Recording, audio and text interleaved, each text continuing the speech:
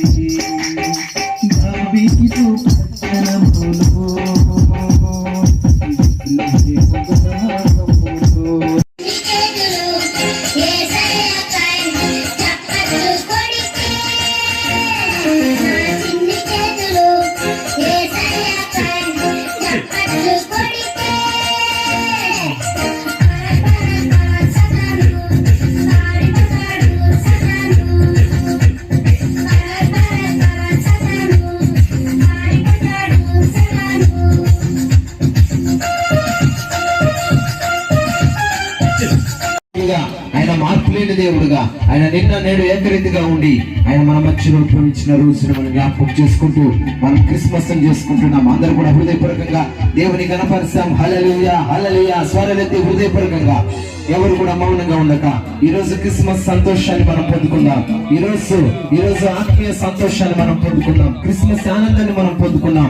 దేవా, ఈ నూతనమైన క్రిస్మస్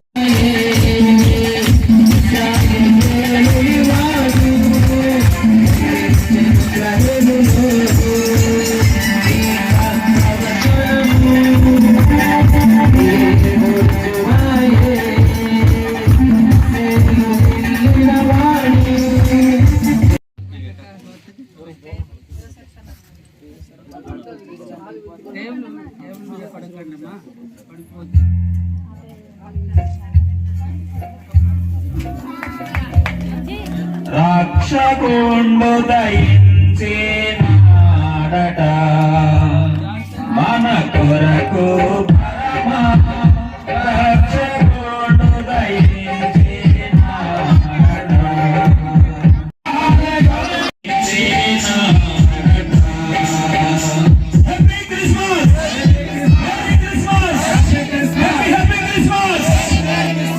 గగనము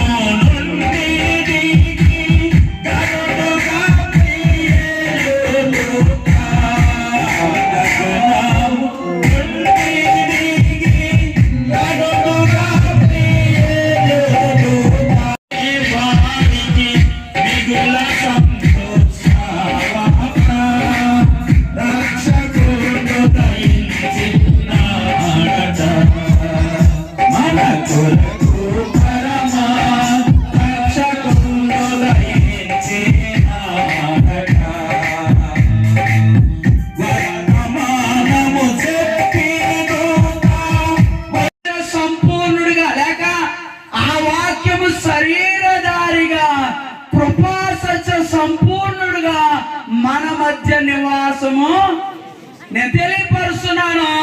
వాక్యము అనగా దేవుడే, వాక్యమేనగా దేవుడే. వాక్యానికి మనం విలువనివ్వాలి, వాక్యానికి అవకాశం ఇవ్వాలి. ఎక్కడ వాక్యం ఉంటుందో అక్కడ ఆశీర్వాదాలు ఉంటాయి, ఎక్కడ వాక్యం ఉంటుందో అక్కడ అద్భుతాలు జరుగుతాయి, ఎక్కడ వాక్యం ఉంటుందో అక్కడ సాధారణ శక్తులు పారిపోతాయి. ఆ వాక్యమును మనము కొద్ది నిమిషాలు ఏమైనా కానీ వాక్యాన్ని పెడసేపు పెడుతున్నాం. ఏమైనా కార్యక్రమం ఇంతమందిగా మరలా మనం కూర్చోవాలంటే చాలా రోజులు పడుతూ ఉంటది. దైవజనులు నా ముందు పెద్దలు ఉన్నారు, అభిషక్తులు ఉన్నారు, అందరూ చెప్పారు క్రిస్మస్ అంటే చెప్పండి అమ్మా, అనగా చెప్పండి అమ్మా, క్రీస్తుని ఆరాధించుట. ఎలాగ ఆరాధించాలి? క్రీస్తుని ఆరాధించుట. నేను తెలియపరుస్తున్నాడు. బైబిల్లో క్రిస్మస్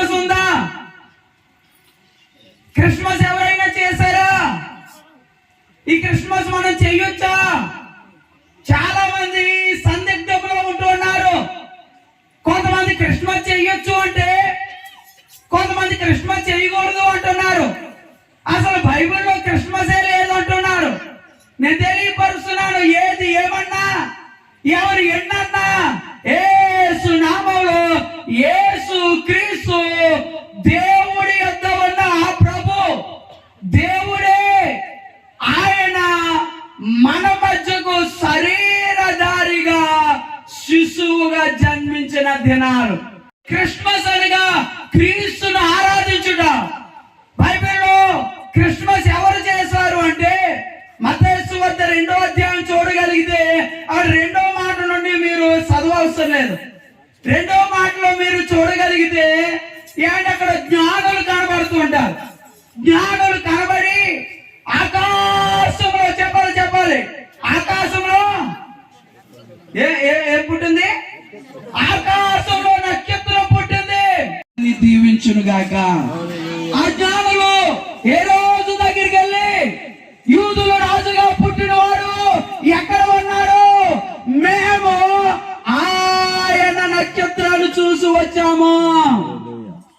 నేను చెప్తున్న మాట, యూదుల రాజుగా పుట్టినవాడు ఎక్కడ? నక్షత్రాన్ని చూసి వచ్చాము అంటలేదు. మేము ఆయన నక్షత్రాన్ని లేకపోతే నవంబర్ నెలలోనే లేకపోతే జనవరి నెలలోనే అనుకుంటున్నారేమో. కాదు, దేవుణ్ణి అన్ని వేళలా మనం పూజించవచ్చు, అన్ని వేళలా ఆరాధించవచ్చు. కానీ ఆయన ఆరాధించేది, ఆయన పూజించేది ఎలాగో తెలుసా? ఆత్మతోనో సత్యముతోనో ఆరాధించాలి. హల్లెలూయా. ఆరాధిస్తే ఆది యందు వాక్యమైన దేవుడు శరీరం దాల్చి శిశువుగా వచ్చిన దేవుడు నిజంగా నువ్వు ఆరాధన చేస్తే, నిజంగా ఆత్మతో సత్యముతో ఆరాధన చేస్తే ఆయన నీకు కనబడతాడు, ఆయన నీతో మాట్లాడతాడు, ఆయన నీ చెయ్యి పట్టుకుంటాడు, గమ్యానికి నిన్ను చేర్చుతాడు. గట్టిగా చప్పట్లు కొట్టి ప్రభువును స్తుతిద్దాం. ఆ మరియ యోసేపులో యవన బిడ్డలో, మరియ యోసేపులో యవన కాలంలో ఉన్నవారు.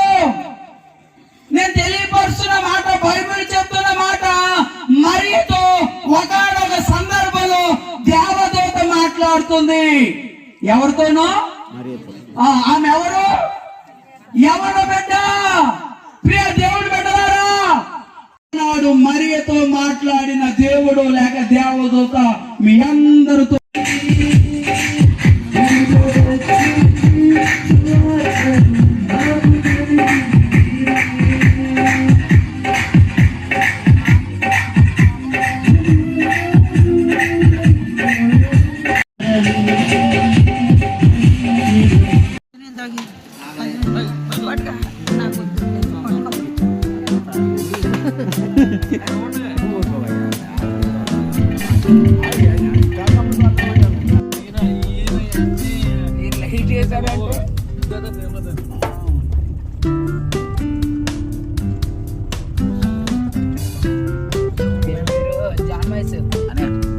దేవుని యొక్క మహాకృపను బట్టి ఈరోజు ఆ సువర్లవాడ గ్రామంలో క్రిస్మస్ చేయడానికి దేవుడు కృప చూపించాడు.